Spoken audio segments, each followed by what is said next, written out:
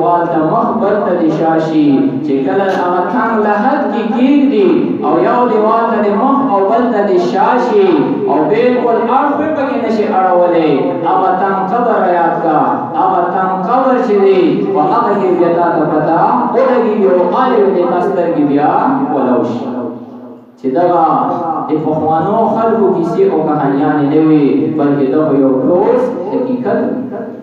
او موږ چې هڅه په غفلت کې چې په دنیا کې خپل ژوندۍ تیر کړې نبی علیہ الصلوۃ والسلام حدیث مبارک ته تفسیر او بیان را نقل کړل د ما او د کان تیګم کې چې په تیګو کې د الله خوف او یا رشته ما او تعالی دیو نام سختیو رب ذوالجلال په اول سپاره کې څه فرمایي ثم قصد قلوبكم بیا سب شو زونه د تاسو ایتما بندگانو کل حجارت پشان دی تیگو کانو سب شو د تاسو زونه او اشد کسوا بلکې د تیگو او د کانو نه د تاسو زونه ډیر سخت رب فرمان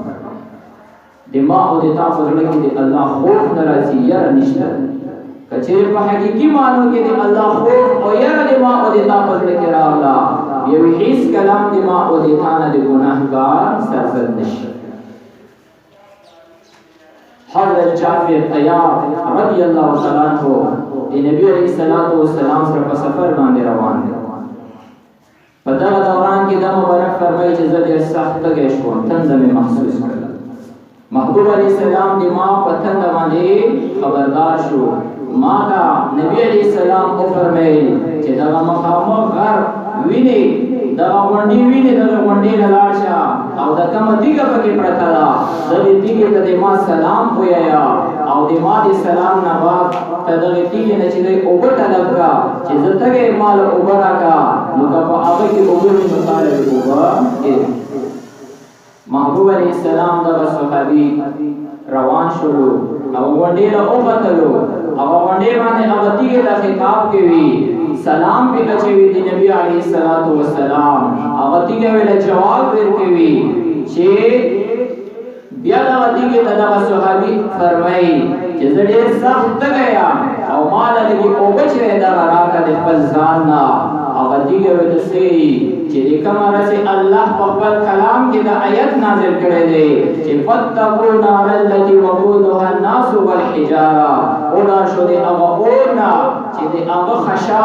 د هغه بلول په انسانانو باندې کیږي او په دیو باندې کیږي د آیت چې نازل شوی دی دومره ما چاړلې د هغه راسي او اوسه پورې زجاړه کوم چې اسنه هغه دیګه چیرته زره چې په هغه باندې الله د جهنم اور چې دا بلوي نو دومره ما چاړلې دي او ما دومره اوخ کې طریقې دي چې په ما کې اوس کتره وګم نه دی پاتې شي بالکل خوشکشه شوی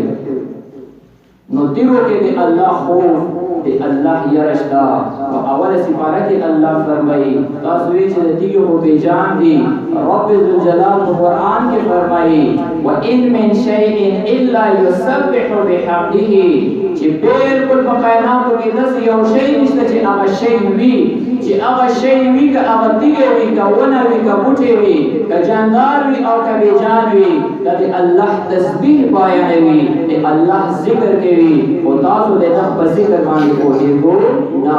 حدیثو کې راغلي چې مخکې کم چدونه وو هغه د لارښوونو په هغه کې یو کشاره وشولو حدیثو کې راغلي دي چې هغه کشاره چې هغه د الله ذکر وکړو هغه نو دا ذکر کې او تاسو له دغه په ذکر باندې پوهیږئ نو اواتیږي او اوکانی ما رب ذوالجلال اول سپاره کې فرمایي وان منها لما يتفجر منه الانهار چې بعض دې دیونه اواتیږي چې هغه چې دې الله خوف او یاره د وجه نشي دې دومره اوجاړي چې هغه او بجاري شي بعض دې دیونه دې الله تبارک وتعالى داسې دیږي چې هغه باندې الله خوف او یاره راشي نو هغه دې رنه راځي شي نو د رنه چې دیګه راځي شي د سره راځي شي الله په اوله سپاره کې فرمایي چې من خشیت الله دې الله خوف او یاره په دومره حوي شي چې الله خوف او دې یاره د وجه نه